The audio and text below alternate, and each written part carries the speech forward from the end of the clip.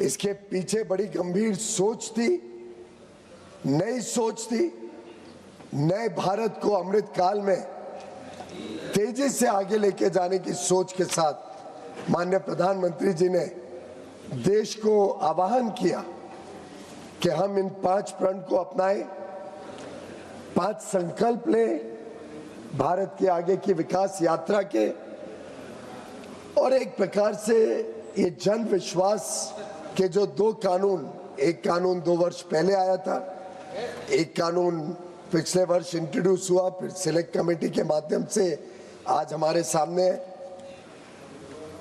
ये दोनों उस सोच को एक प्रकार से धरातल पर लोगों का उत्साह बढ़ाते हैं, उत्साहवर्धन करते हैं, लोगों को विश्वास दिलाते हैं कि प्रधानमंत्री नरेंद्र मोदी का विश्वास भारत के 140 करोड़ नागरिकों पर है, जिस प्रकार से उनका विश्वास प्रधानमंत्री जी पर है। माननीय अध्यक्ष महोदय, इन 5 प्रण में जहां एक तरफ भारत एक विकसित भारत की तरफ तेजी से आगे बढ़ रहा है, इसमें 4 और प्रण माननीय प्रधानमंत्री जी ने हम सबको दिए थे। एक गुलामी की मानसिकता को नष्ट करने की बात की। हमें इतने वर्षों तक पहले मुगलों ने फिर अंग्रेजों ने देश पर राज करने के कारण एक बड़ी सहमी विसी मानसिकता थी देश में। कई सारे कानून ऐसे थे जो सदियों से चल रहे थे, आजादी के पहले के कानून थे। उसमें छोटी छोटी गलतियां जिसपे वास्तव में सजा होनी भी नहीं चाहिए थी, ऐसे छोटी छोटी गलतियों के ऊपर सजा, ऐसी छोटी गलतियों पर दंड, उसके लिए कोर्ट कचहरी में जाना। एक प्रकार से अंग्रेजों को तो भारत के नागरिकों के ऊपर विश्वास होने का स्वभाव था ही नहीं, संभव भी नहीं था ये उनसे अपेक्षा करना। तो हर एक चीज में दंड लगा के वो देश के ऊपर राज करना चाहते हैं।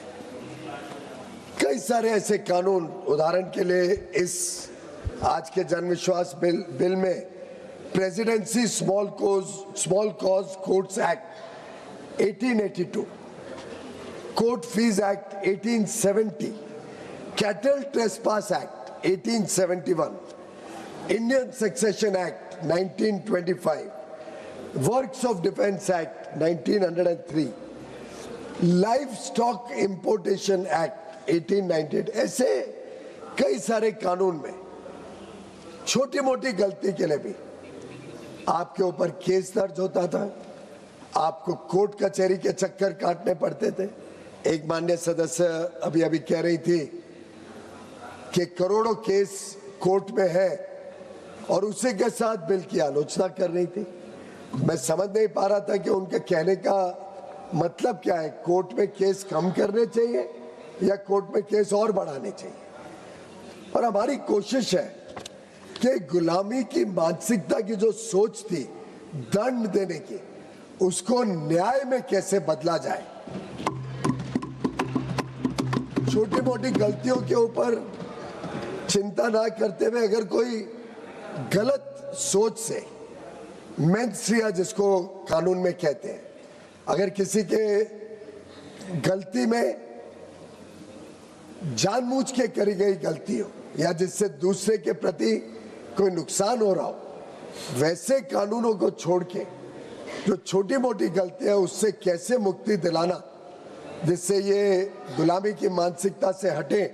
वैसे तो माननीय गृह मंत्री अमित शाह जी भी जब भारतीय न्याय संहिता लाए थे तब भी उन्होंने समझाई थी इस बात को कि भारत अब दंड के बदले न्याय की तरफ जा रहे हैं। और ये जन विश्वास कानून भी उसी कड़ी में आज हम आपके समक्ष लाए हैं। माननीय अध्यक्ष महोदय,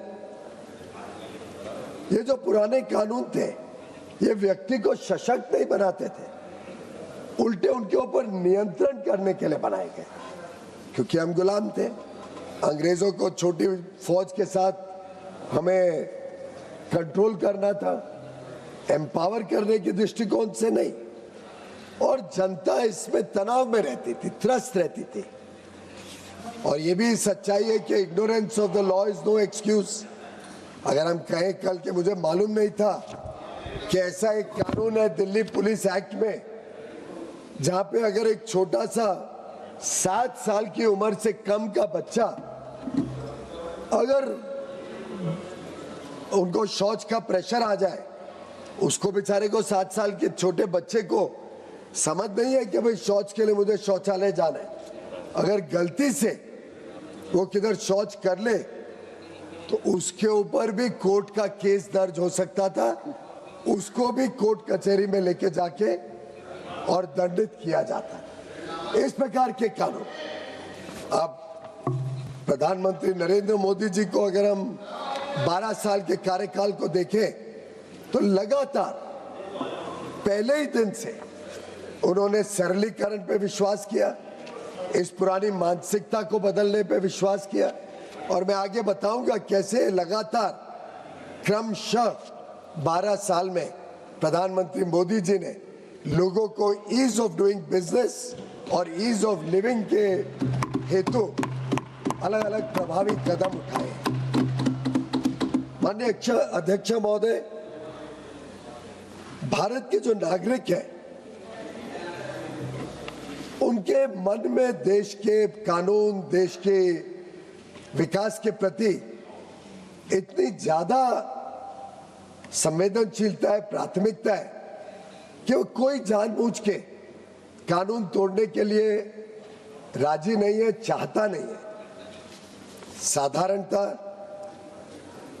सरकारों की जो सोच रही है पहले कि दंडित करो, नए कानून लाओ, उसमें और ज्यादा ऑफेंसेस रजिस्टर करो, उसमें ये बात तो रही गई कि छोटी मोटी गलतियों को कैसे लोगों को सुधार करने का मौका दिया जाए।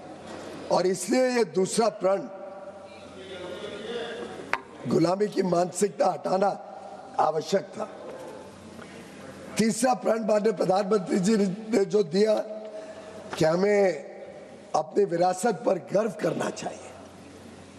भारतीय परंपरा में शासन विश्वास के ऊपर चलता था, विश्वास पर आधारित रहता था, संदेह पर नहीं। हमारे पुराने इतिहास में भी अगर जाए तो राजा महाराजा भी कई छोटी गलतियों के लिए किसी को दंडित नहीं करते थे।